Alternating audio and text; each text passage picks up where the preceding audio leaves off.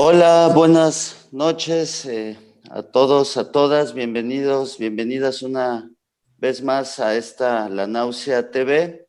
En esta ocasión vamos a primero entrar al tema de discusión, que es el neoliberalismo, desde una perspectiva teórica, desde una perspectiva general. Nos acompañan Arsinoe Orihuela, Rafael de la Garza y Héctor Oz. Arsinoe, me gustaría comenzar contigo. ¿Qué propuestas teóricas nos podrías adelantar para poder analizar, bueno, en términos generales, qué es el neoliberalismo?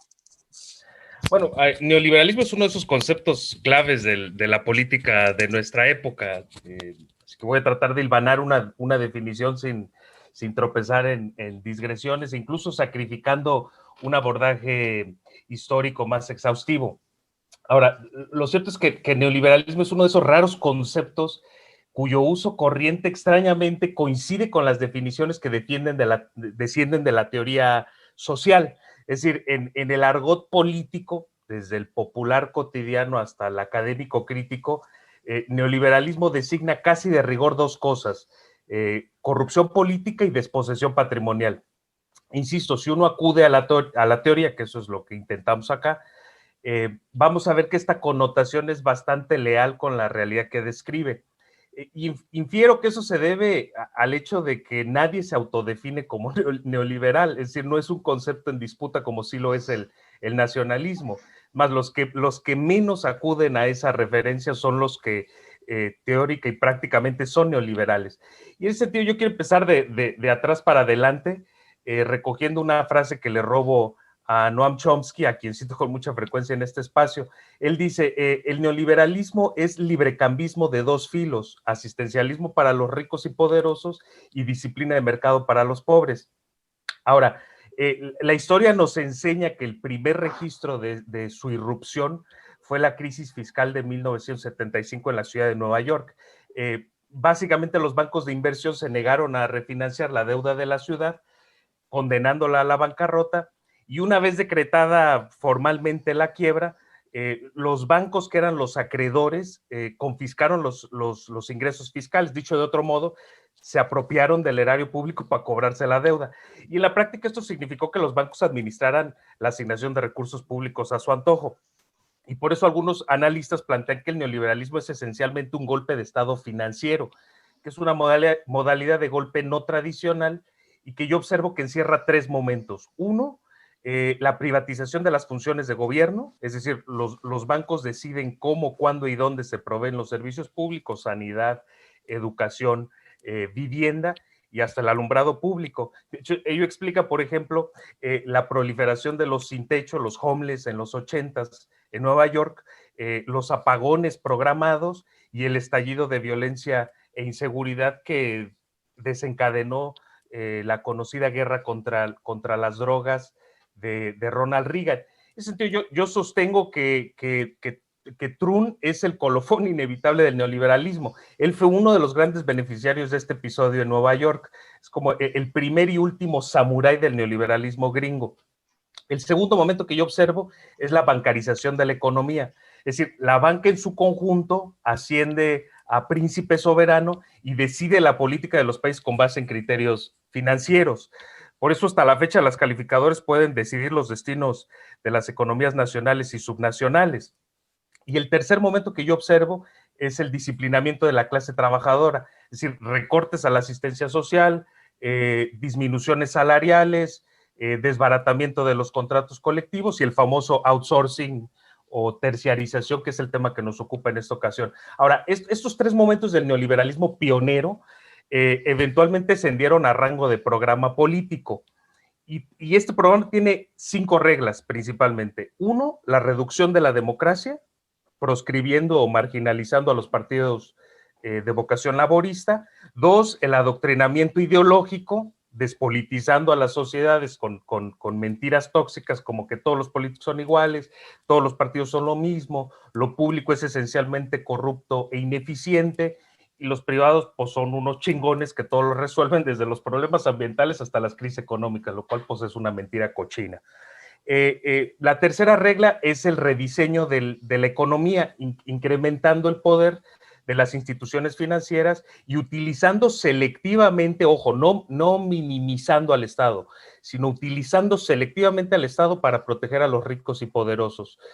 La cuarta regla es la inversión de la carga fiscal, aumentando el gravamen popular y condonando impuestos a las grandes fortunas. Ahí está el caso de Salinas Pliego, cuya deuda con el fisco se estima en 14,000 millones de dólares, de pesos, y en dólares es casi un billón de dólares la deuda con el fisco. Y el quinto elemento o regla sería el ataque a la solidaridad, eliminando la seguridad social y los programas de bienestar. Entonces, ya para cerrar, yo sugiero o arguyo que el neoliberalismo tiene múltiples niveles de significación. Uno es corrupción política y desposesión patrimonial. Dos es ese librecambismo de dos filos que señala Chomsky, asistencialismo para los ricos y disciplina de mercado para los pobres. Tres es un golpe de Estado financiero que encierra esos tres momentos: la privatización de las funciones de gobierno, la bancarización de la economía y el disciplinamiento de la clase trabajadora. Cuatro, es una estrategia política para la restauración del poder de clase, es decir, que los pobres paguen la crisis y que los ricos decidan a su antojo el destino de los pueblos. Y cinco, es un programa político, ¿no?, de gran calado, que convierte al ciudadano en consumidor, al Estado en facilitador de los capitalistas, a los bancos en príncipes soberanos, al mercado en capataz despiadado de los trabajadores y al narcotráfico en gestor de los desposeídos. Esencialmente eso es el neoliberalismo mexicano, y desde esta óptica vamos a tratar de analizar el outsourcing en la próxima intervención.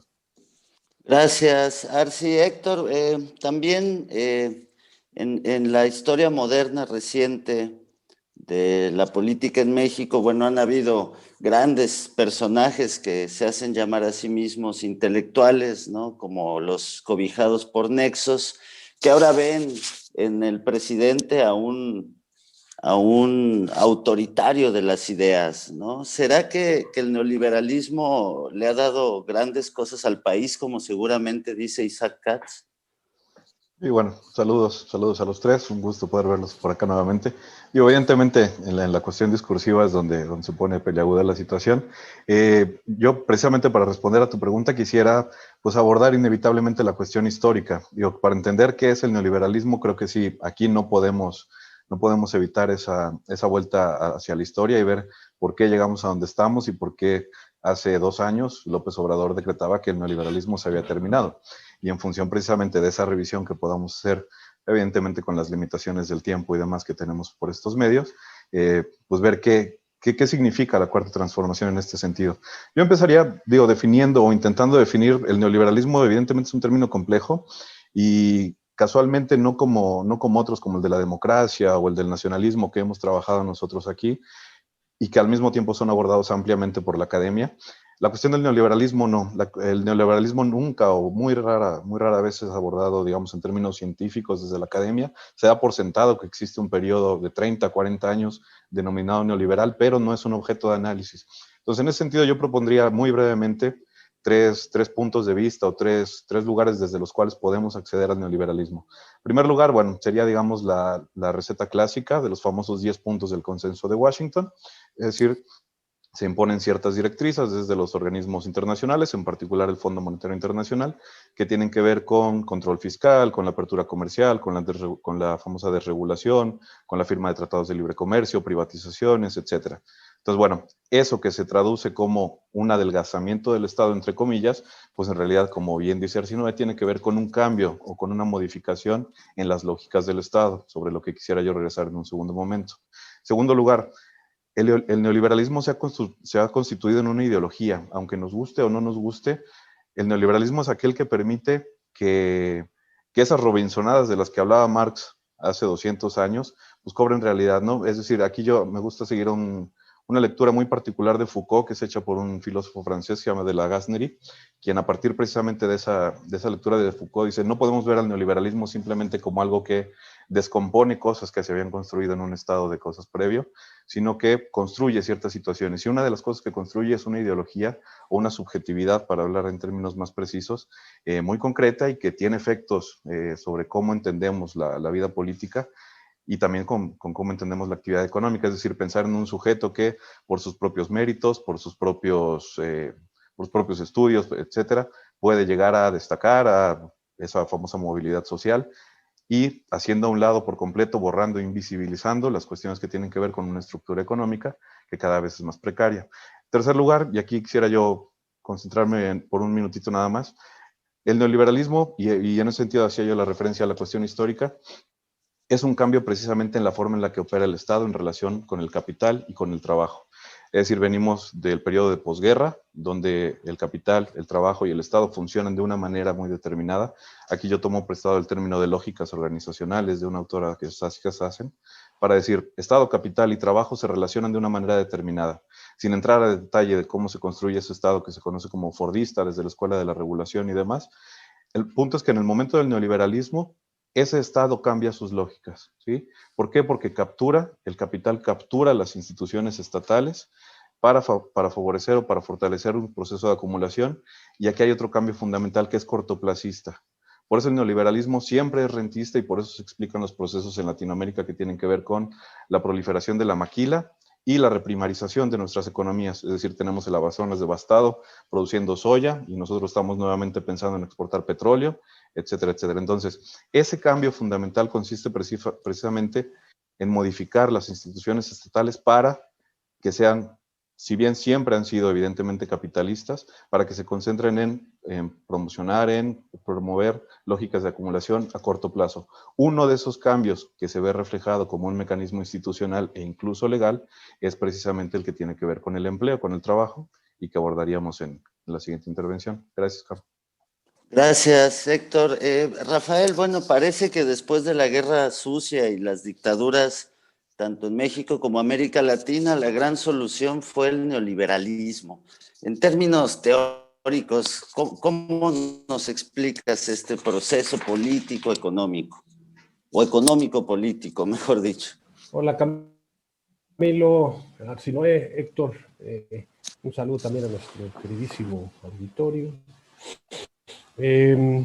Yo quisiera, ya no me dejaron mucho mis compañeros, ya como que se comieron casi todo el pastel, entonces bueno, voy a tratar, sobre todo preguntar, ¿por qué neoliberalismo para empezar? Digo, de liberalismo nadie pregunta, pero ¿por qué neo? ¿Por qué un nuevo liberalismo? Bueno, pues esto viene básicamente de una propuesta de liberalismo del siglo XIX, porque pues, de ahí viene el asunto, ¿no? De volver al Estado mínimo, al Estado policía, que es el Estado que básicamente inaugura en la época liberal, sobre todo en la segunda mitad del siglo XIX, y que básicamente después, ¿sí?, de todo el desarrollo del estado de bienestar, de keynesianismo, pues se habla de un revival de ese liberalismo, claro, en condiciones nuevas, diferentes, y es por eso que se le llama neoliberalismo. La otra cara de la moneda es la globalización.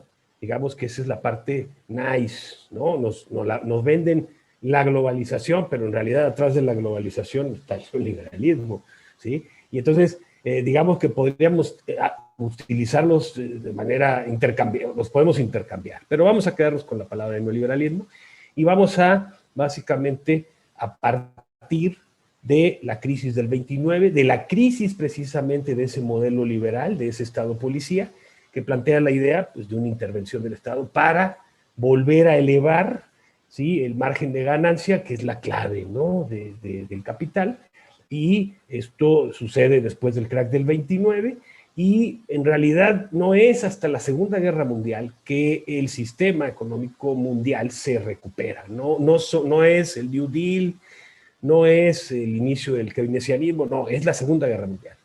Y entonces, a partir de la Segunda Guerra Mundial, tenemos los 30 dorados años, desde el 45, 46 hasta los 70, en las cuales la economía no para de crecer. y el margen de ganancia va siempre para arriba. Pero a partir de los años 70, el margen de ganancia empieza a caer. Y el consenso de Washington y toda esta nueva receta tiene que ver precisamente con cómo le hacemos para revitalizar el margen de ganancia del capital, ¿sí? Y todo lo que los Arsinoe y Héctor han mencionado, que tiene que ver con estas políticas económicas, están dirigidas a eso. Entonces, si quisiéramos definirlo, ¿no? Y tomando algunas partes que ya se comentaron aquí, el neoliberalismo no es una estrategia económica, no, es una estrategia política, básicamente para generar una serie de cambios en las sociedades y en los estados, ¿sí? Para precisamente volver a impulsar una recuperación del margen de ganancia.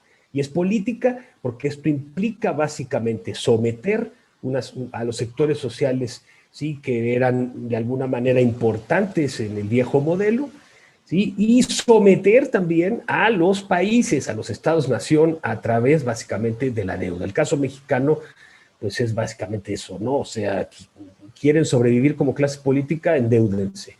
Pero les vamos a prestar a cambio de que ustedes apliquen las recetas del consenso de Washington. Entonces, en ese sentido, el neoliberalismo no tiene mucha ciencia, vamos.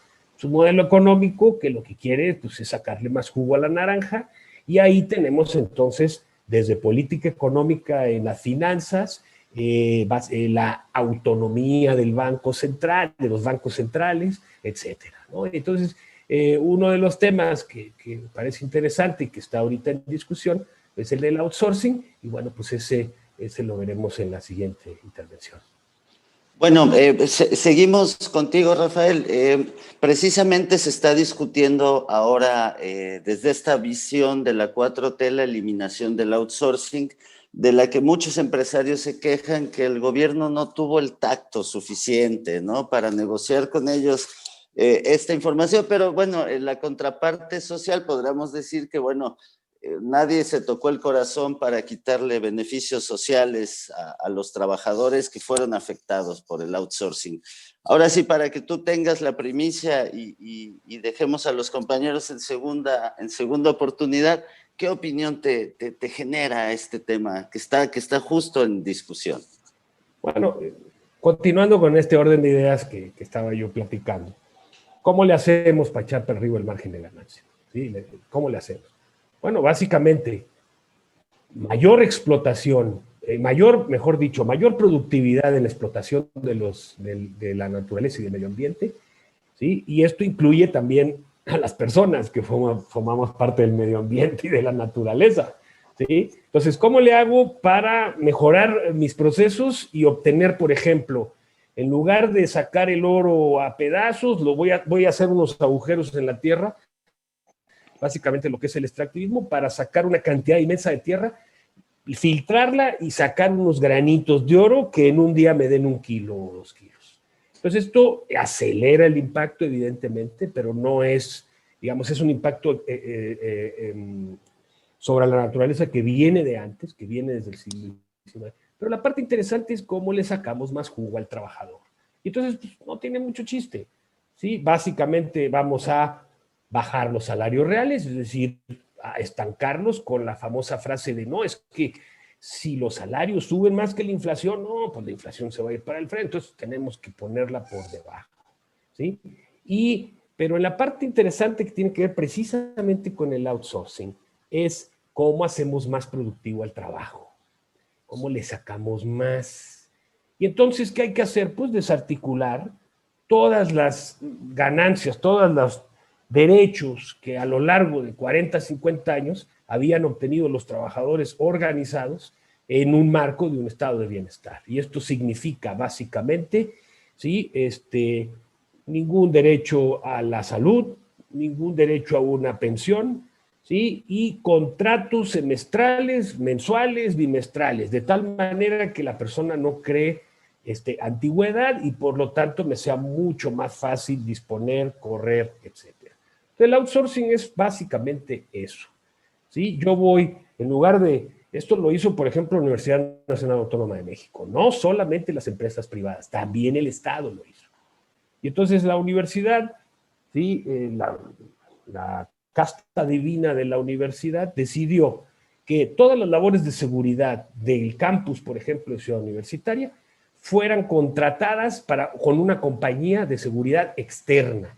Y así nos quitamos problemas para dar derechos que les damos a los trabajadores sindicalizados y al mismo tiempo golpeamos al sindicato para que se convierta básicamente en una organización más dócil. Esto imagínatelo tú en todos los ámbitos de la economía, ¿sí? Entonces, pues, obviamente, ahora la mano de obra no solamente me va a salir más barata porque le pago menos proporcionalmente en términos reales, sino además porque no pago derechos, ¿sí? Porque no tengo que pagar ni salud, ni la posibilidad de una pensión, etcétera, etcétera. Pero además, y esto es muy importante, ¿sí? Es básicamente la idea de la inestabilidad, del trabajo precario, como una manera de controlar a la clase trabajadora.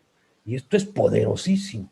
Si a esto le ponemos encima el consumismo exacerbado, el individualismo, pues tenemos una combinación potentísima que nos tiene básicamente a los trabajadores pues, endeudados. Entonces imagínense ustedes, el outsourcing nos quita y luego, como no nos alcanza, financiamos, ¿no?, nuestro consumo y entonces además de esto, de que ganamos menos, tenemos que pagar intereses, ¿no?, sobre los recursos que obtenemos. Entonces el outsourcing es esa, básicamente esa idea, es de hacer más productivo el trabajo, metiéndole por un lado más tecnología y por el otro, pues quitándole derechos de tal manera que a mí me salga mucho más barato. Y entonces, claro, en el colmo todavía Carlos Slim nos dice, no, pues habrá que pensionarnos, pero pues ya cuando tengan 75, 80 años, digo, para que cobren 3 años de pensión y valga la pena, ¿no? Y bueno, pues esta es una situación, ¿sí?, de una discriminación impresionante al mundo del trabajo. Eso es el outsourcing. Correcto, gracias, Rafael. Héctor, justo planteabas, ¿no?, que desde la lógica marxista, engeliana, son precisamente los trabajadores los que han ido ganando derechos, los que con los movimientos organizados políticos buscan tener cierta seguridad ante esta mano invisible del mercado que todo regula a favor de los potentados, ¿no? En este sentido, ¿hay espacio en México para que el outsourcing desaparezca o habrá una presión importante por parte de los empresarios que, sumada a la pandemia, pues han visto mermadas sus ganancias? Sí, no, evidentemente esa presión va a existir, o bueno, esa presión ya existe, y bueno, buscarán en la medida de lo posible hacer o quitarle todos los dientes que pueda tener esta iniciativa, que yo al final de esta intervención quería comentar, pues que en realidad no son muchos, si lo pensamos en términos generales. Pero eso que comenta Rafa es fundamental, digamos, precisamente, digamos, el pecado original del capitalismo es precisamente el considerar al trabajo como una mercancía. Entonces ese proceso es un proceso histórico. Ahora la pregunta es, efectivamente, como bien decía Rafael, ¿cómo se obtiene más ganancia del trabajador? Tenemos un periodo después de los 30 en el que la respuesta a esa pregunta pasa por la consecución de ciertos derechos sociales y a partir de los 70 pues vamos en el camino al revés, quitar precisamente todas esas conquistas que tú señalabas a partir de movimientos sindicales y demás. Yo invitaría a la audiencia a revisar en internet, buscar qué demonios pasó en 1971, nada más buscarlo en inglés, y presentan una serie de gráficas impresionantes que marcan precisamente ese declive del poder de la clase trabajadora a partir de 1971. Por ejemplo, nosotros en economía tenemos 3 formas de calcular el Producto Interno Bruto. Las 2 que nos enseñan y una que no nos enseñan mucho, la de producción, la de gastos, pero no nos enseñan, por ejemplo, a calcular el Producto Interno Bruto a partir de qué tanto del 100% del PIB, qué tanto corresponde a remuneraciones del trabajo y qué tanto corresponde a remuneraciones de capital, es decir, a rentas, a intereses, a ganancias. Actualmente, para México, ese porcentaje de remuneraciones del trabajo no llega ni al 30%. Y en los países más desarrollados está por ahí del 50 a un 60%, es decir, aún para los casos de los países de primer mundo, entre comillas, las remuneraciones al trabajo no representan lo que deberían representar si suponemos que un 80 o 90% de la población es trabajadora. Entonces, precisamente esa profundización de la explotación es lo que se ve reflejado como una de las formas en las que el outsourcing se convierte en una herramienta más, insisto, como un mecanismo legal e institucionalmente reconocido. Es decir, aquí es precisamente el meollo de la cuestión con el neoliberalismo. El neoliberalismo, como bien decía Rafa, no es una cuestión meramente económica, es el cambio de las políticas de Estado para aceptar este tipo de mecanismos. Ahora entonces, lo que tenemos con el outsourcing en el caso mexicano es que precisamente, para empezar, tendríamos que decir que outsourcing es un término que podemos traducir como flexibilización laboral, como terciarización, como subcontratación. Entonces, desde que tiene diversos nombres ya podemos pensar que algo esconde. Es evidentemente complejo medirlo por las mismas características que tiene el outsourcing como forma de contratación, pero hablamos de entre 3.5 millones de personas y 6 o 7 millones de personas las que trabajan actualmente bajo ese formato. Ahora, ¿qué es lo que hace y qué es lo que no hace la reforma que está propuesta? Yo lo veo más bien como una cuestión que tiene que ver con la fortaleza fiscal del Estado mexicano, es decir, estamos hablando de prácticamente 20,000 millones de pesos que no pagan las empresas por impuestos sobre la nómina y por demás erogaciones que tendrían que hacer en términos laborales, pero si lo comparamos, digamos, con la gran magnitud de personas que trabajan en el país, pues evidentemente afecta a muy pocas, es decir, no es ni siquiera el 10% de la fuerza laboral la que está actualmente subcontratada. No quiere decir que no es importante y que no es un avance en términos sociales, pero si nos vamos al fondo de la cuestión, pues va a ser profundamente ineficiente. Ahora yo cerraría, digamos, recuperando estos argumentos que se dan desde como bien decías, los potentados y nuestros ilustres empresarios. Una que va a disminuir la competitividad, esa competitividad que llevamos 50 años buscando y que nunca hemos encontrado, que el mismo argumento que se da contra las subidas del salario mínimo, que va a producir menos inversión, etcétera, etcétera, que se demostró falso ya con el aumento que hubo al principio del sexenio. Y el último que me pareció aberrante y que lo escuché hace un par de semanas, seguir insistiendo en esta situación de que el trabajo es estacional y por lo tanto eso explica que en diciembre se despidan trabajadores para recontratarlos en enero. Es decir, la gente no trabaja en diciembre porque está yendo a ver a la Virgen de Guadalupe o alguna situación de esa magnitud. Entonces, evidentemente, como bien dices, va a haber oposición a esta forma de controlar hasta cierto punto esta forma de explotación. Pero bueno, en primer lugar creo que va a ser insuficiente y en segundo, pues habrá que ver qué es lo que pasa a partir del año que viene pues ya cuando esté a discusión en términos concretos. Pero bueno, por ahí la dejaría acá. Perdón, déjeme meter nomás. Adelante, adelante, para romper el orden, para romper el orden.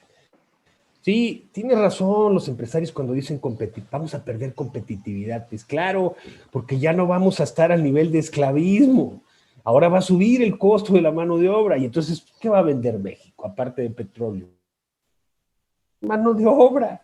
¿No? Entonces, claro, perdemos competitividad. No las empresas mexicanas, no. El mundo del trabajo es menos competitivo. Y hasta los chinos ganan más que nosotros. Hace 20 años era al revés, ¿no? Entonces, bueno, pues sí, ellos están pensando en términos de si va a ser atractivo el país para la inversión. Y si los salarios suben, evidentemente vamos a perder competitividad, según ellos, ¿no? Gracias.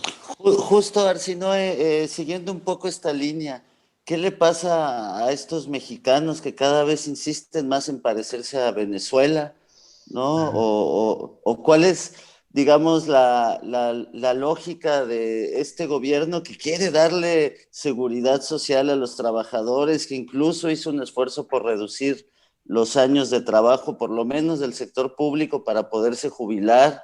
O sea, ¿va a salir más barato tener trabajadores en Estados Unidos que en México? ¿Cómo ves tú esta posición del outsourcing? Bueno, yo preferiría no enfrascarme en esas discusiones chabacanas de venezolanización, etc., Correcto. ¿no? Y más bien seguir en el tenor de análisis de los compañeros. Y lo que ellos sostienen, pues, es muy acertado. Outsourcing, traducido al cristiano, es subcontratación laboral. Es decir, contratación por debajo de los estándares normales. Eso es subcontratación. Y es un claro ejemplo de cómo el Estado ha sido reducido apenas a la función de facilitador de los inversionistas y de cómo el mercado neoliberalizado se abastece de pura mano de obra precarizada, y por precarizada entiéndase subremunerada, desprovista de organismos o instancias que defiendan sus intereses, que sería el caso de un sindicato, y expuestos a la más feroz inseguridad laboral, justamente por el carácter perecedero de la subcontratación. Entonces, esto es básicamente lo que queremos indicar cuando decimos que el neoliberalismo encierra un momento de disciplinamiento de la clase trabajadora, es decir, un ejército de reserva de fuerza de trabajo cuya capacidad de defender sus intereses gremiales pues es reducido a cenizas. Y no hay a quien reclamar porque las funciones de gobierno están privatizadas por los propios beneficiarios, empresas, bancos y sus respectivos representantes políticos. Y además, para reforzar este despojo, las empresas depositan el dinero del trabajador precarizado directamente en cuentas de bancos y los bancos arrancan otro pedazo del salario por concepto de comisiones y gastos operativos. Es decir, hay una vasta gama de actores carroñeros exprimiendo hasta el último centavo el salario de los que trabajan. Es infame e indefendible el outsourcing desde cualquier ángulo que se le aborde. Y fue justamente esta figura una de las columnas del neoliberalismo que contribuyó a reducir al salario mínimo a estándares subsaharianos, con mucho respeto a los hermanos africanos. Apenas uno sale de México y descubre, inclusive al sur del país, que en todos lados el salario del trabajador común es notoriamente más alto que el de un trabajador mexicano. Y todo esto tiene que ver con las especificidades del neoliberalismo nacional, que bueno, por la proximidad con Estados Unidos y la escasa proletarización de nuestra economía, acabó condenándonos a la más absoluta ignominia. Entre otras cosas, esto explica el éxito, entre otras cosas, insisto, el éxito de la industria del narcotráfico. Los salarios allá son considerablemente más altos.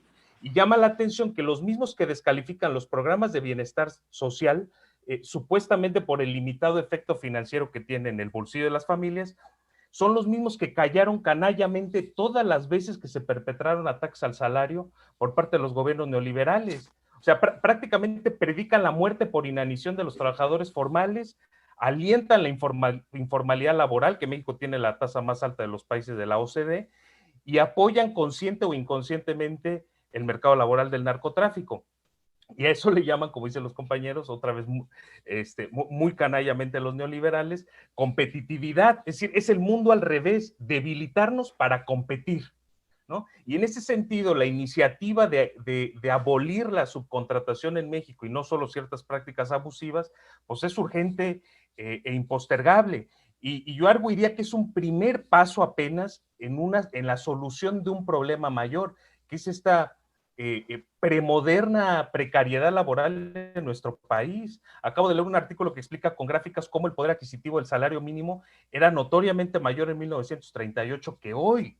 Es algo verdaderamente vergonzoso. Así que esta iniciativa de eliminar o regular el outsourcing, claro que lo deseable es la eliminación y no solo la regulación, debe ser apenas el germen de una discusión pendiente en México. Cómo redignificar al trabajador y el salario del trabajador. Y en ese sentido yo creo que nos falta mística obrerista y esta es una oportunidad para cultivarla.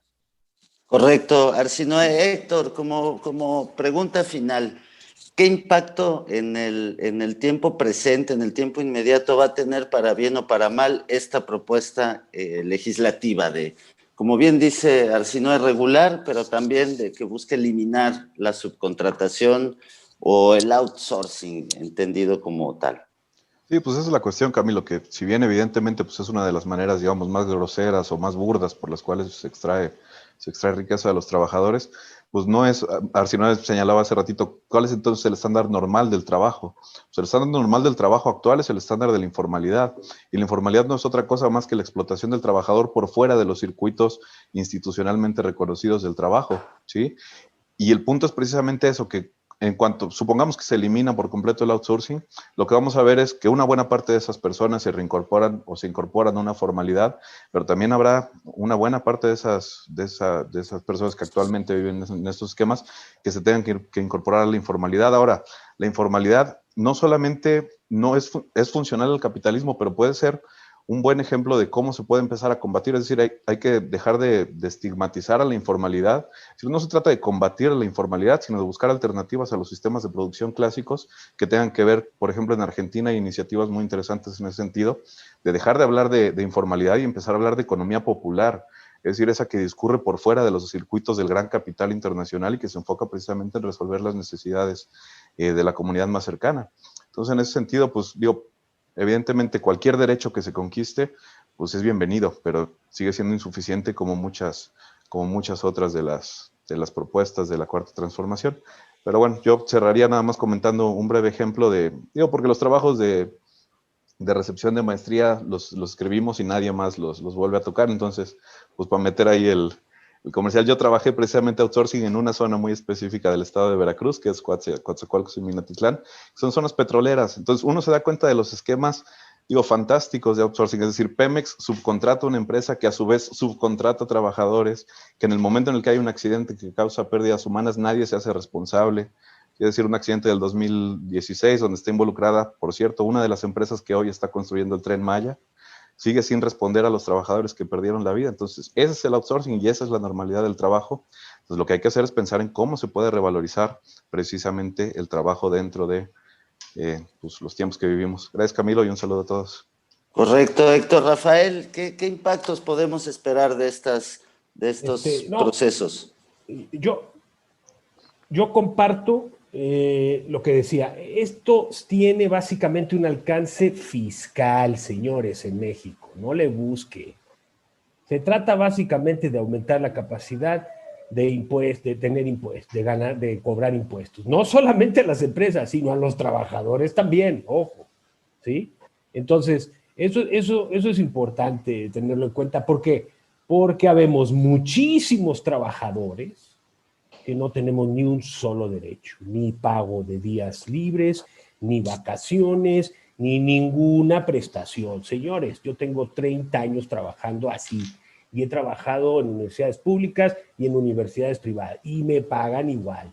6 meses y casi. La ventaja de las públicas es que te dan ciertos derechos. Y entonces uno dice, imagínense en el colmo, bueno, pues pagan bien poquito, pero tengo seguro social, carnal. Uf, no, pues ya con eso, güey, no vaya a ser la de malas, no, pues ya eso ya es como que me engorda el salario, ¿no? Eso por un lado. O sea, el trabajo necesita mucha mayor defensa. De hecho, el discurso de la 4T no va por ese lado.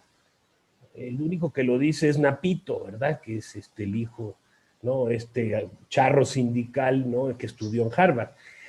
Pero en realidad el presidente lo único que dice es que se va de muchos impuestos, ¿sí? Y no tiene la menor intención de apretar tuercas para que empresas, ¿sí?, paguen con derechos y tengamos estabilidad laboral, millones de trabajadores, no solamente en las universidades, sino en buena parte de la esfera económica. Ese es uno.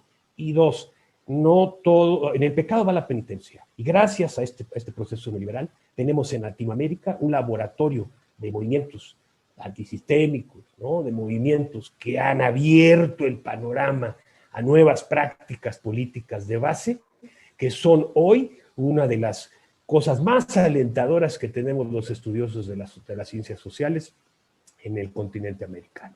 Entonces, y es básicamente la mayoría, si no es que prácticamente todos los movimientos sociales de los 80s para acá son una respuesta a esta estrategia, ¿sí?, de precarización laboral y de empobrecimiento y pérdida de derechos por parte de millones de personas. Yo lo dejaría ahí.